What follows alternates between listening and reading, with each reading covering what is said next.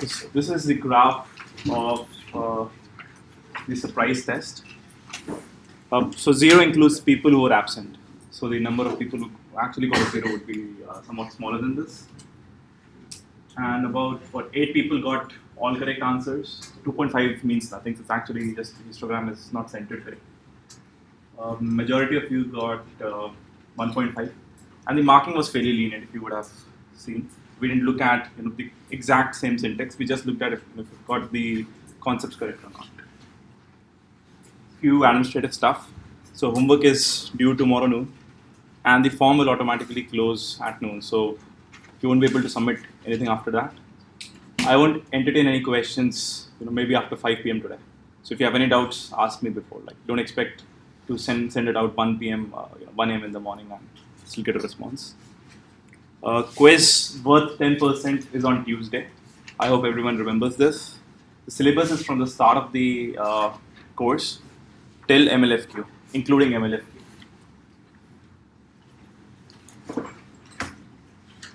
So we saw the process API questions of fork and exec in the lab, but we couldn't do it the last time. So what I'd suggest is you want to do these on your own, and if you have any doubts, then come up to me, or do you want to have a lab on weekend? And we have show of hands. Do you want a lab on weekend for this? No. So this could be included in the in the quiz also. So up to you. Okay. So I'm assuming that you want to do it on your own, all of you. So the other thing was Linux Extra Lab. So if you're wondering why I never got back to you, because I didn't want to get back to you. I wanted you to come to me. So there were about 10 odd people who said that they wanted an extra lab, but no one followed up. So I think the strategy I want to take here is in order to ensure that you benefit the most of it. So we already have a recorded lecture. I'll mention some of the resources on the class page. You practice them on your own time. If you have any doubts, we can then schedule a lab. But you'll have to put in the effort first. If I keep on taking the lab, it doesn't make the best use of your time and my time. Is that clear to everyone? Okay. Regarding the second, in second question, we are supposed to take screenshot and make a GIF, or can we take a video? Either way. We can make a video. Either way, whichever you find more efficient, quick, better. So from today onwards, I'll be taking a slightly different take at the class. So I'll be calling out names to help us answer the questions, and I'll be doing that randomly. So everyone will eventually get a chance. And what I want to ensure is that no one feels judged. So don't make fun of anyone. They may or may not have studied well. They may not know that concept very well, and they might get nervous on the whiteboard. But let's not make fun of anyone. Let's not mock anyone. So we'll be starting with next Wednesday is also holiday. What's the holiday? What's the creation? Eid. I guess then we should do something on this weekend itself. The other thing is on 29th, which is again a Wednesday. I'm not in town, so we could either have the TAs take the lab, or if you want, then I can take the lab on weekends. Let's meet on weekend and 5 a.m. Saturday. No. So just do a poll amongst yourself, and someone, maybe the CR can get back to me regarding scheduling of the lab. Okay, so what's the first rule of MLFQ?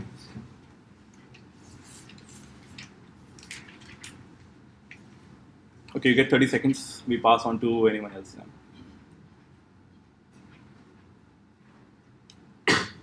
I use 26, 27? 26.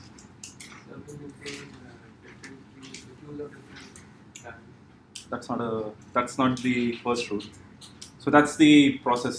What's the first rule once you've got those cues? I use 27, right? I don't know the order of the rules, but one rule is whenever a new process comes, right? So it is put at the top level. Okay, so that's the first rule. In fact, but you got lucky. Second rule. whenever it uses its allotted time, it is demoted to a second. To a lower queue. Yeah. Okay. Tom, the third rule.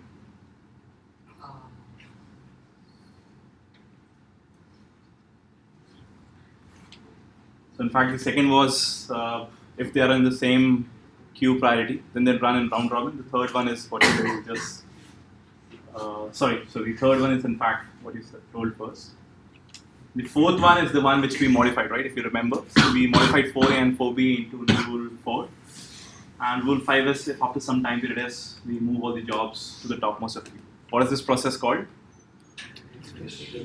Boosting. Or process boosting, priority boosting, and what does this prevent? Starvation. What does rule 4 prevent? Gaming the system. It prevents two other things, right? If a process changes its nature, then also this rule kicks into action. So in the last class, I gave one question to do at home. Have all of us solved this? Okay, so I'm again going to call some name. So you can come and solve this. So we have 3 queues of length 2, 10, and 15. So of time quantum 2, 10, and 15. And the process lengths are 19, 24, and 22. All of them come at the same time, t0.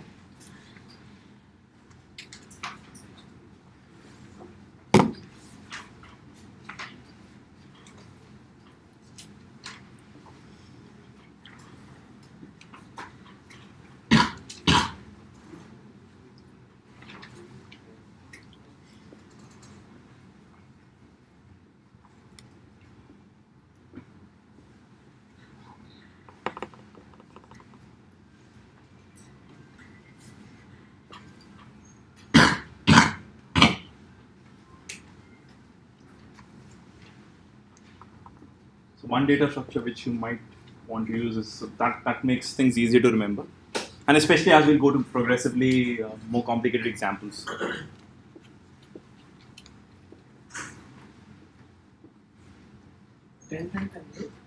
Yeah, the next one.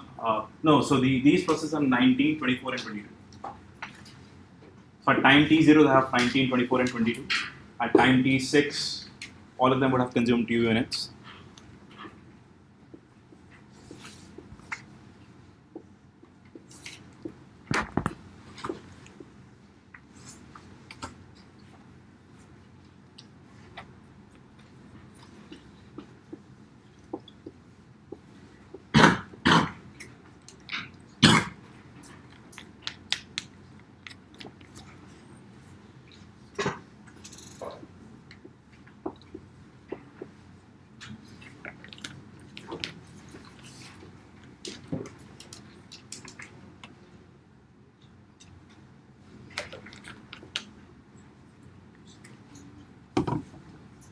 Does everyone get the same answer?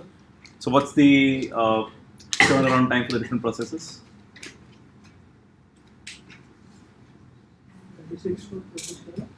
36 or 43? 43, 53, and 65. Does everyone get the same answer? Or does anyone get a different answer? 55?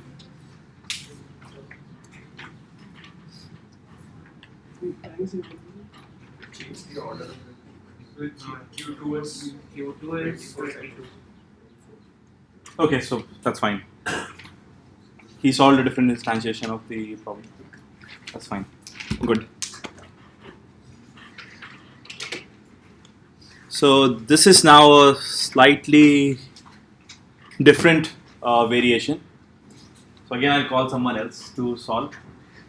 So in all of these examples which it's seen thus far, all the processes are arriving at the same time t0. In this case, we have the same quantum, 5, 10, and 10, 3 different time quantum of the 3 different queues. Process 0, J0 enters at 0, has an execution time of 40, and J1 enters at 20, has an execution time of 20. Smith, do you want to try?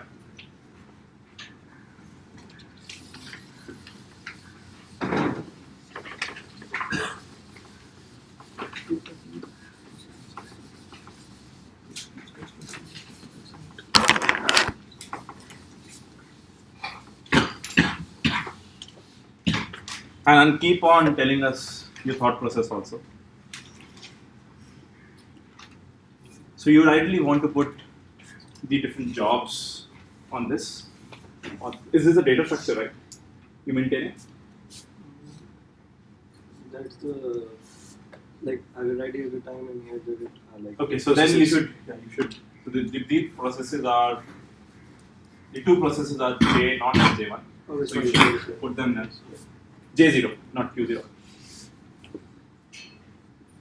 Okay, what's the at time t0? Start is 0. Okay, so what happens at time t0? This is the time. The amount of time left of J0 is J0 has the length of 40. So how much time is left for J0? The quantum length for okay. So quantum length, we're not even bothering at this point in time. Just look at this data structure. At time t0, what's the amount of time left for J0 to execute? How much is left to execute? What's the total length? It's not executed till this point, right? So the total length is 40 at time t0, and for J1, we don't know. It's just a slash. Now you draw the different queues, Q2, Q1 and Q0 here on the LHS.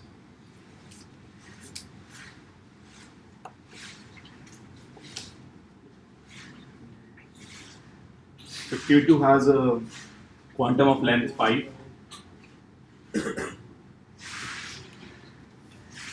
So at time t0, what process will execute? J0, because there is no other process. It will execute for how many time units? 5? Yeah. No, you don't write the amount of time left. You just draw the name of the process. It's a J0, and you draw the time here. So 5. Now J0 has completed its quantum. What happens now? Should J0 move to which queue? J1 should execute. No, J1 won't execute at this point in time because J1 has still not arrived. J1 will arrive. Okay, So you cut this, you put 5. Cut this, put 35. At time 5, the process J0 will move to a lower queue, and then it will execute for how many seconds? No, this is a time quantum of 10. 15. And can you update there? No, 25. We've used. Okay. Now what happens? Again, it just moves down. And how many seconds will this execute for? 10. No, it won't execute for 10. Okay, 5. So let me complete this now.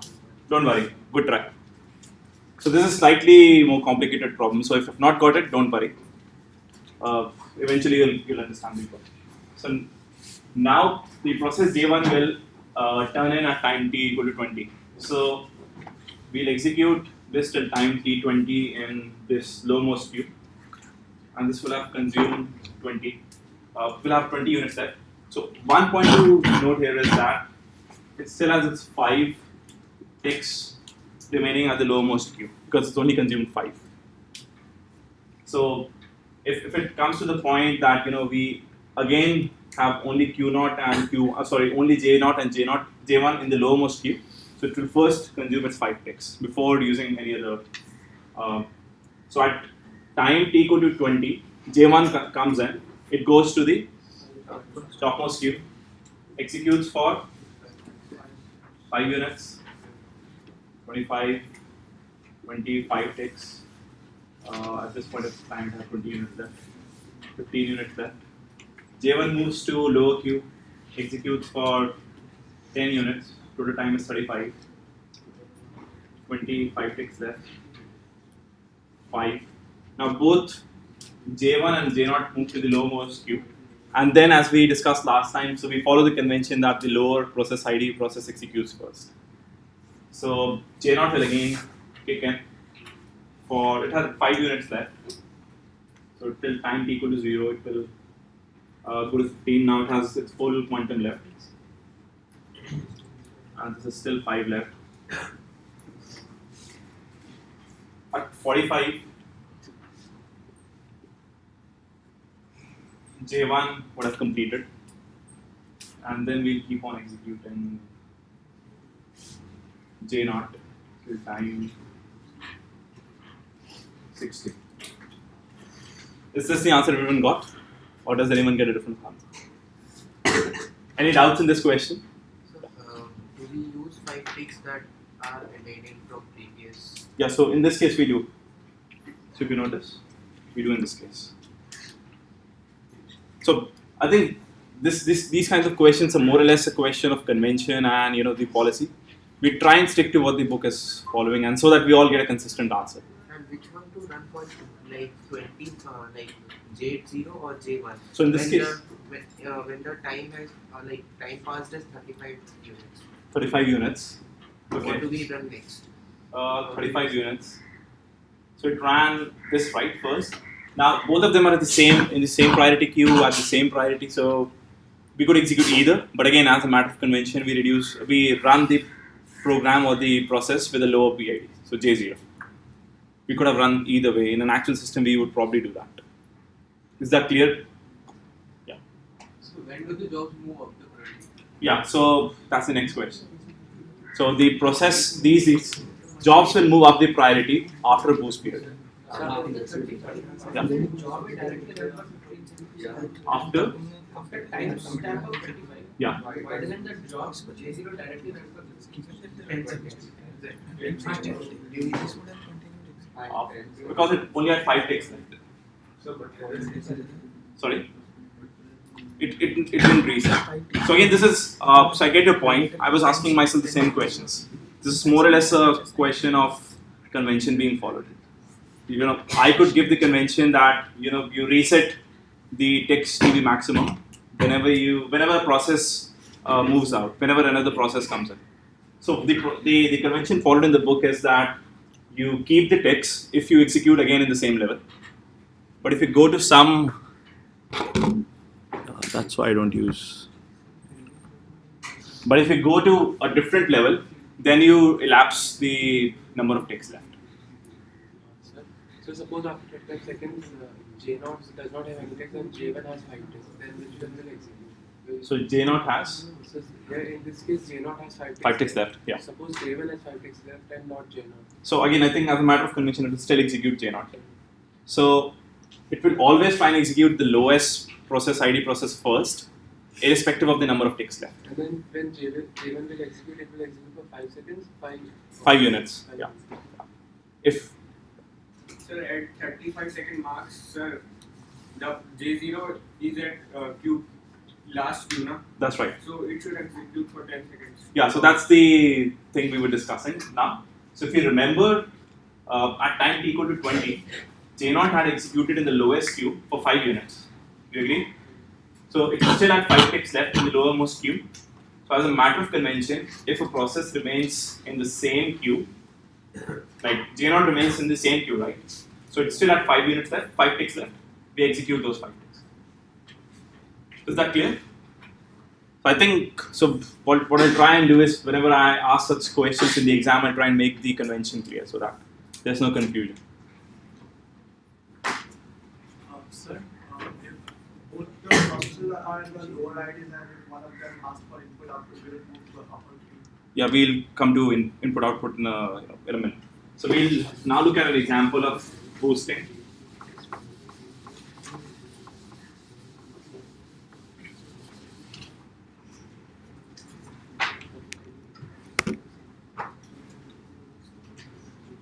Okay, so Apoor, do you want to try this? This is a question regarding boosting. All of us should solve on our notebooks. We have 3 processes. They come in at time 0, 10, 20, and the respective lengths are 40, 20, and 30. The queues are 5, 10, and 10 quantums. And after every 50 units, there is a boost.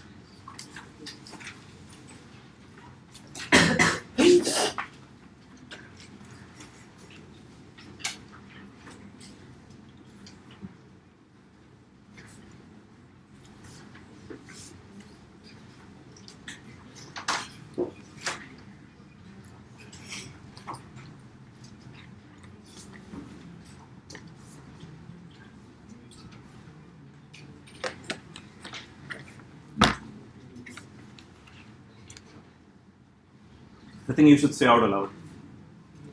Yeah. Like, what's your thought process? First it will run in the first queue for Which will run? J0 Okay. for 5 seconds. 5. Yeah, it runs for 5 seconds. Okay. Then it will move to a lower queue. And if you can draw the timeline also, I think that helps.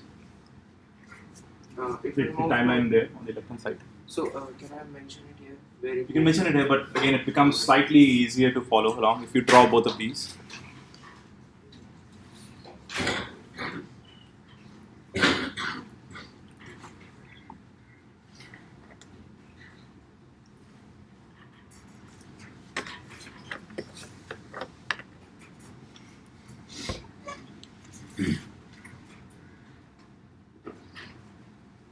No, this is not 5. This is 10. This is the total. So at time from 5 to 10, J0 executes for only 5 units.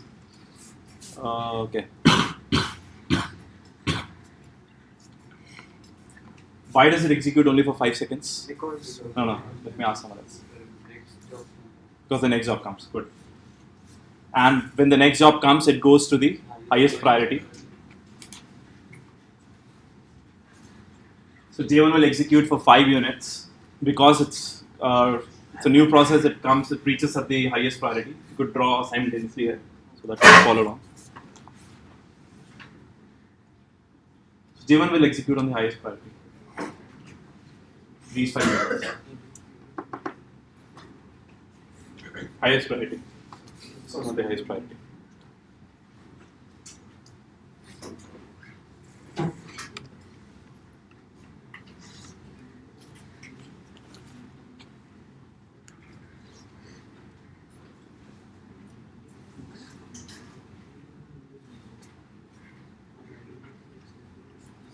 Okay, so J0 executes at this point of time for 5 units. Why is that the case? 5 ticks. Because I have 5 ticks left. also a new process enters. Okay, so now at J2 another process enters to make things more interesting. And as soon as a new process enters, it goes in at Q2. It executes for 5 units.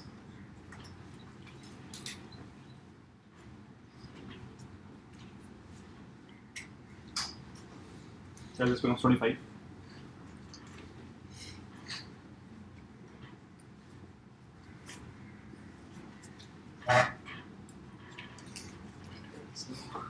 Okay, so now it becomes interesting. How many units of so has J1 moved to a lower queue?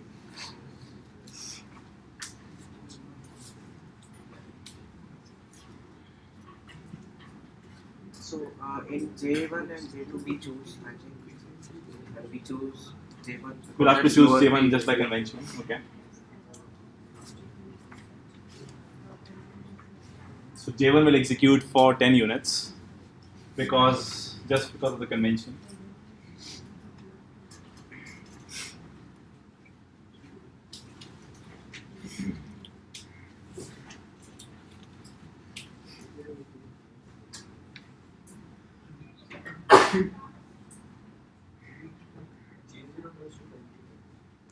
Sorry? Yeah, where was so has J0 completed its units there? Yes, it completed 5 ticks.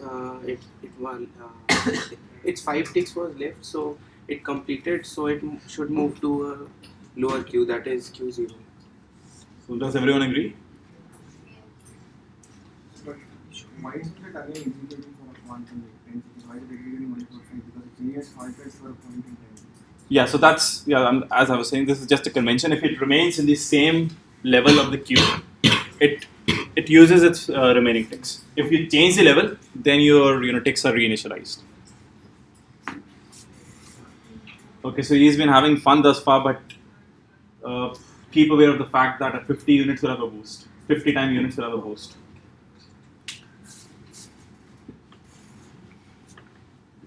So is everyone following?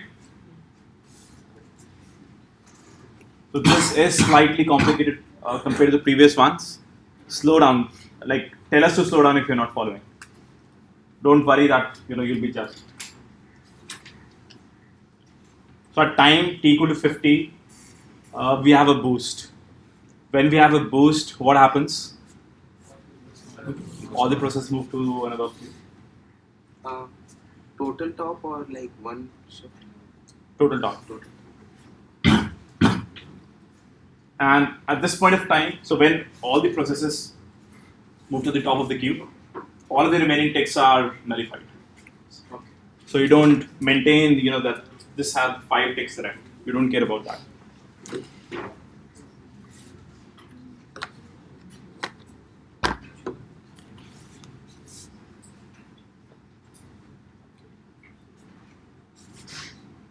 So it would help if you say it out.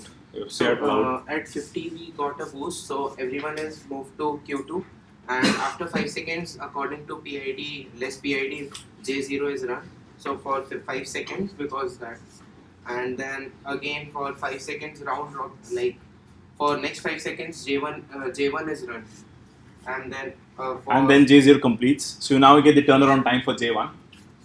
So this process is completed at 60 times 10. Should be 0, right? Yeah. Make it 0.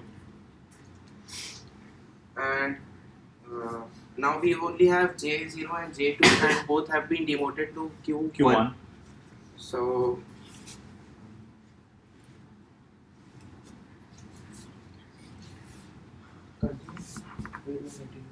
just draw it.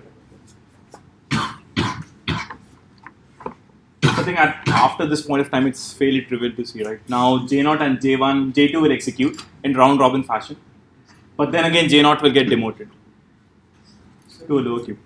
During any shift in the queue, the ticks are transferred. No, the tricks aren't transferred. Again, I think that's a matter of convention. You could eventually have a different scheduling policy.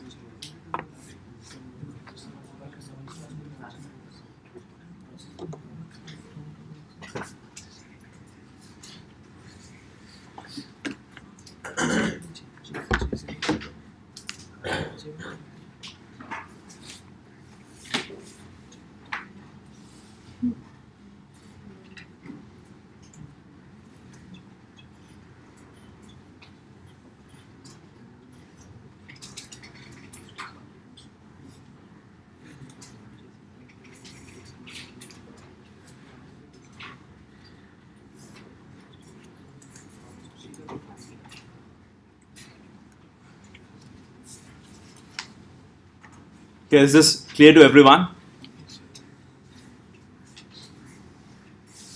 Okay, good, thanks. So are you folks happy with this, or do you want to also look at an example of input-output? It will get even more complicated.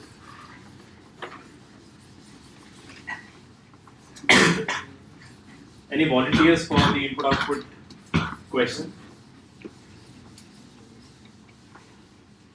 Okay, if I were to say you get a +1 if you get it correctly, then any volunteers? And you don't lose anything if you get it wrong. Then any volunteers? First, and I see gets a +1 on solving it correctly.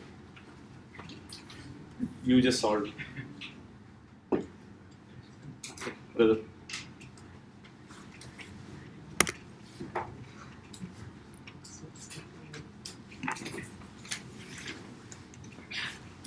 So the question is, you have, and these processes are weird runtime, so 84, 42, 51.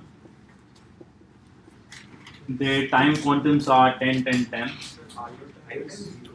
Yeah, so for some reason this example prints IO time as 0, it's 5 units. It's 5 ticks. So in each input output it takes 5 units to complete.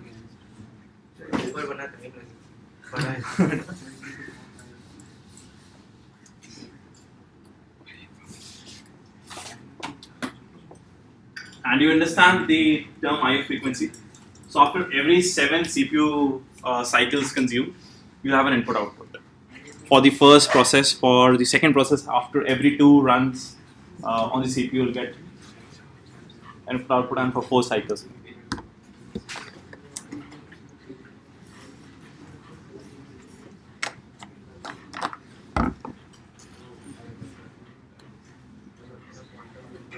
And you have to say it out aloud so that everyone else can follow.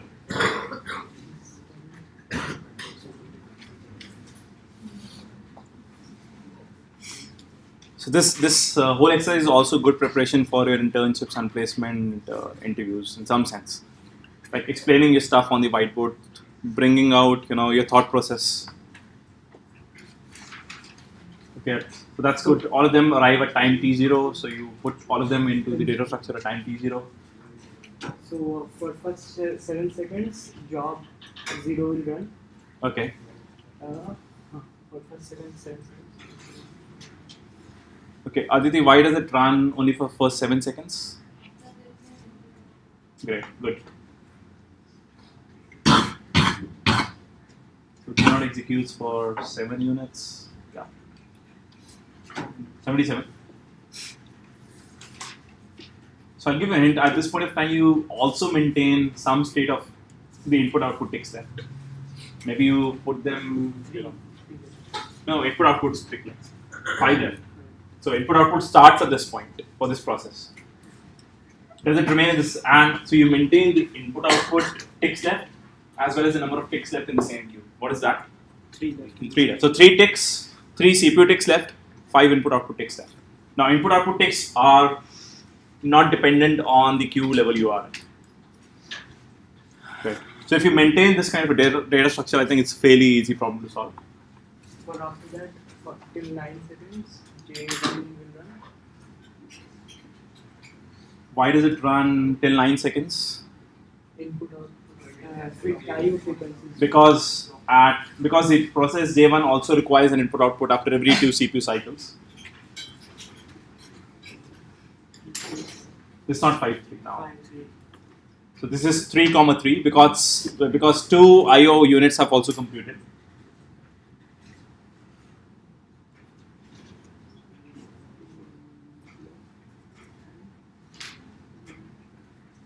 Two left or 5 left. So the first IO time is the IO time is shown in bracket. He's denoting it in bracket. So that's 5 units left, and the CPU units left are 8. And J2 still has 51 units left at this point of time.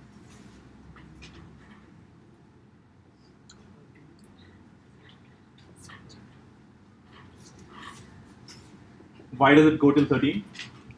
IO frequency is 4. IO frequency is 4, but what happens at 12? Does anyone know what happens at 12?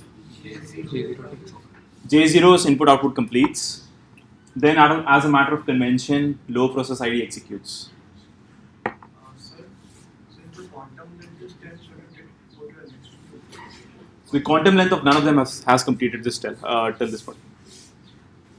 For multiple processes. For each process, it's you have to execute it for 10 minutes.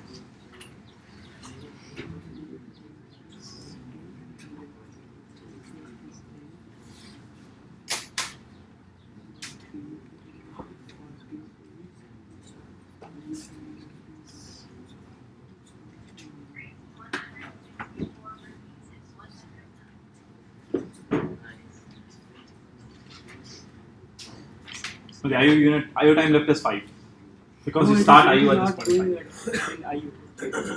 J2 has 4. excellent. So J2 has not even gone into IO at this point of time. So pretty good example, right? Good exercise. 7. Yeah, so ticks up to 7. Now at time T12, what process will execute? J0. So J0 will again execute. Is everyone following? And J0 will execute for how many units? 3 units because it had 3 CPU cycles left, CPU units left.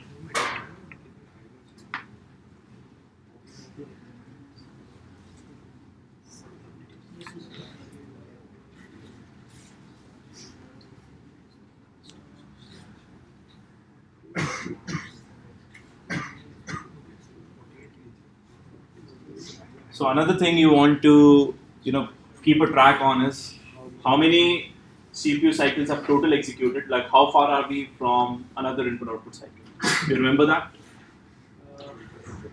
You executed 3, so it's 4 left. Or another way to look at it is like for each process, you maintain, at the start of the time, you maintain like at 77 it will issue an input-output, at 70 it will issue an input-output. So if you can write that, I think that makes things easier for you.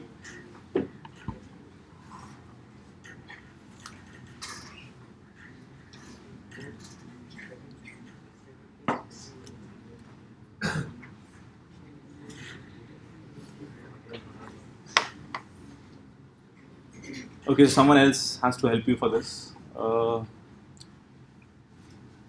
Hardeep, right?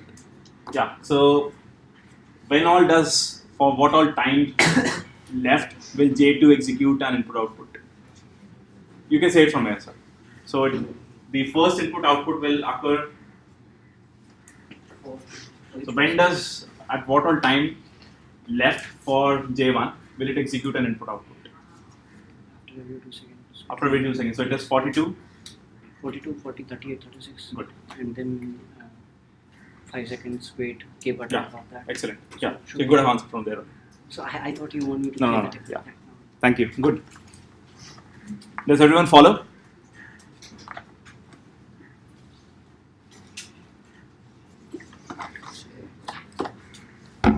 If there's anyone who has solved this and is getting bored, so just open up your mobile phone and read about XINU operating system.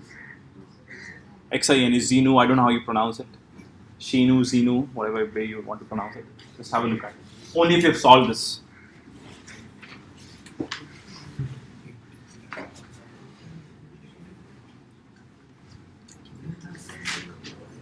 I think you don't. Which he is producing an input output. That's probably fine.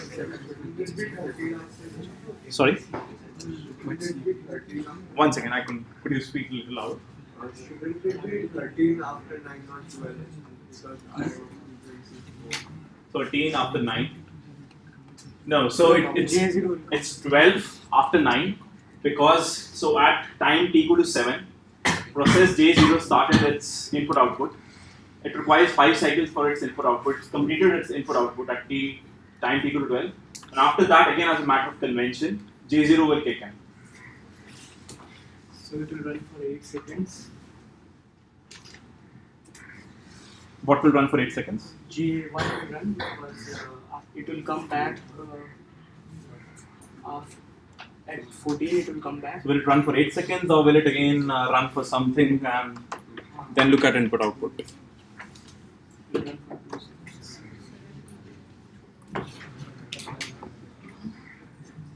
So I hope at this point of time you start developing some appreciation for how much the OS does for you. Right?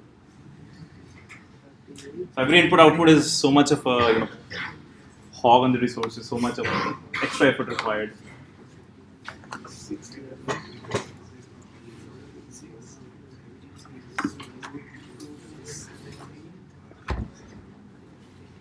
So wait for 5 seconds. It will come back after 22. Then J2 will run. J2 will run. So as J2 completed its input output, when does it complete its input output? It will complete after 5 seconds. 22. 20. J0 has completed its time. Has J2 started its input output? No, right? It will start at 47, right? So now will J1 run? For 1 second. For 1 unit J1 runs, sorry, J2 runs.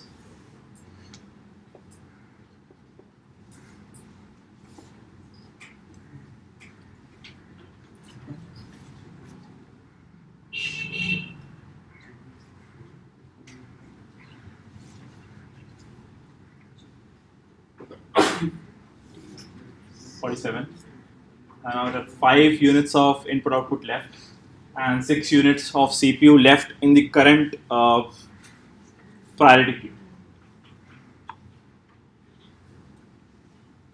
So what happens after 18? You have process J1 is completing its input output. It cannot execute on Q2 even though it's at a higher priority.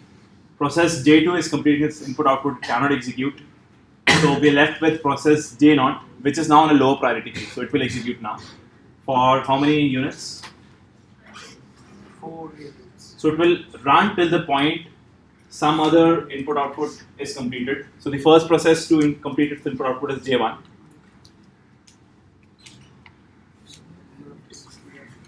So 6 ticks left. Starts with input output. At time 22, J1 again kicks into action. Because it's completed its, no, it's not the same way. This is now 0, 6. This is 1, 6. So J2 is also just single time unit away from completion. multiple input output run at the same time? Can multiple input output run at the same time? I think actually if you're using same hardware, it should never happen. So it's only an illusion that you'll get that multiple input output are running at the same time. But just for the matter of simplicity here, assume that maybe you're just issuing commands to different input output.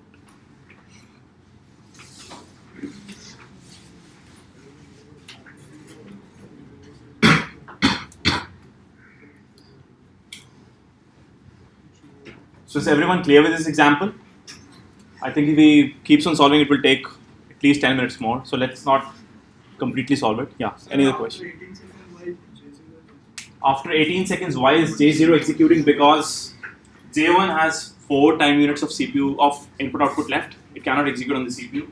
J2 has 5 units of input output left. It cannot execute on the CPU. So even though they are on the higher priority queue, but because Q1 has but because J0 has completed input output, it can now execute, and it executes on a low priority queue. So this is clear with everyone? I think this is fine. Good job. I think so. In the exam, you should expect, or in the quiz, expect some question like this. Maybe add a boost also to it to make it more interesting for you. There's a last question. I think, again, we should not take more than 2 minutes to solve this, and then we should get to the next topic. Can you think about this question number 5? So again, this is from the textbook.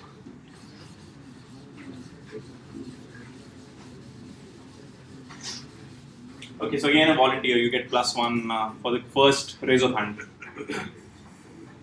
And everyone else will be, your adversary. So they'll try and find a fault in your answer now.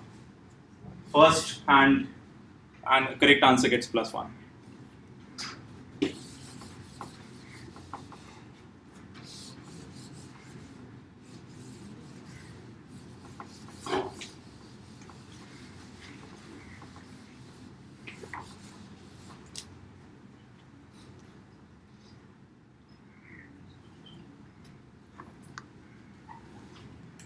And you don't have to use the -b flag. That's the programming way of solving. I'm just asking the sum approximation. Explain the question. So the question is given. So you have a quantum length of 10 milliseconds in the highest queue. So let's say highest queue is Q2. The quantum length is 10. What's the boost period? Do you want it to be 50 milliseconds, 100 milliseconds, 500 milliseconds? So that you can guarantee that a long running job will get at least 5% of the CPU. So total time job, this long job runs is 5% of the total CPU units being consumed. Sorry? Is it? So, like you could have raised your hand and got a +1. Okay. So, is it always 200? Can you think of one counter example where 200 won't work? Okay, so is this independent of the number of jobs you have? So let's say you have one job. This works 200 milliseconds is going to work fine. If you have 50 jobs, then what happens? Other processes would like to have a low execution. So jobs should also be less than 20 because otherwise you want to run them in a like a round robin fashion. So you cannot give them 5% of the CPU. Is everyone clear with this? So if you have jobs more than 20, what happens? All of them will get a fair chance on running or for running on the CPU, right? So you cannot run more than any job more than 5% then, right? Because let's say we have 50 jobs. So 50 jobs 100% of the time. Can you run more than 2% of the time each job? So if there's a round robin scheme happening on the upper queue, Right. and a job gets promoted from the lower queue to the upper queue, so then what happens? So it's like continuing and then it comes back to the lower PID task? Sorry, I couldn't. Could you illustrate on it out? So like the job from job number 20 to job number 50 will not have chance. Yes. Job. Number 20 will have a chance. Sorry. Because Process ID also matters. yes. Yeah, because of So if Right. the process ID is below 20, Right. irrespective of the number of jobs After the boost will go Right. top and PID is less. That's fair enough. Right? So no single subjective answer to this question, I think.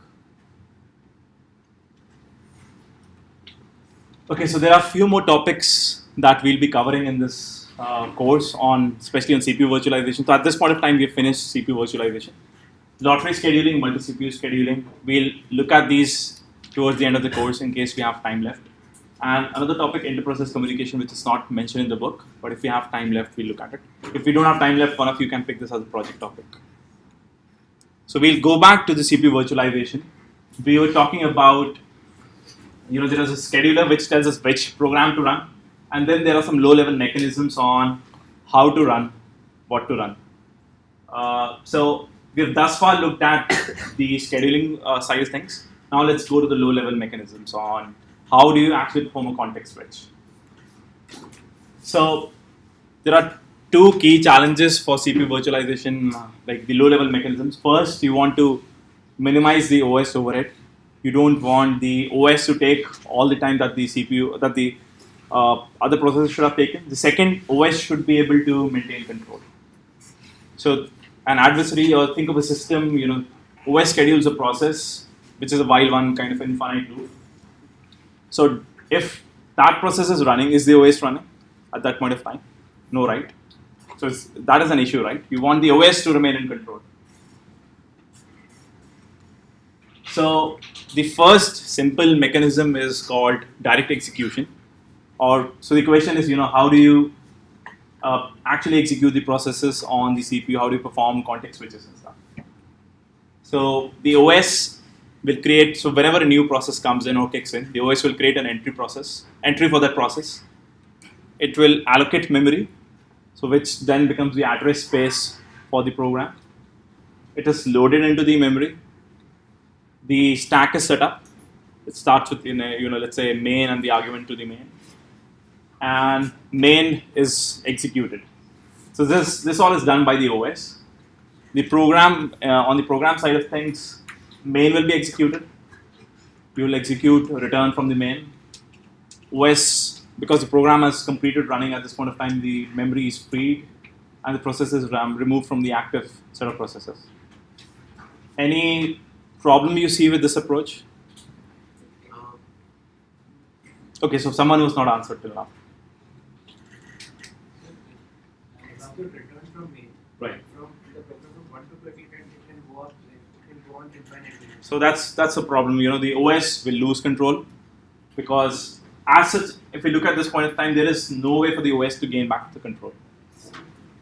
Any other shortcoming?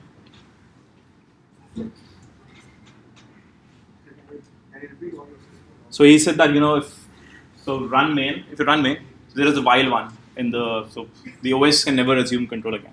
So we won't be able to do any context switches because OS is never getting control. That's another problem. How do you do context switches in this case? So that's the challenge which Apoorv was mentioning. How does the OS stop the current process and run another? And there's another challenge actually. So we were looking at just runs everything. If you run directly on the CPU, assume that you want to do an input-output access to some file for which you even don't have access, but you're not doing anything to prevent access here. Everything executes on the CPU. So that's another issue. How does the OS ensure that a program does not make access to a system utility or system resource that it doesn't actually have the access to?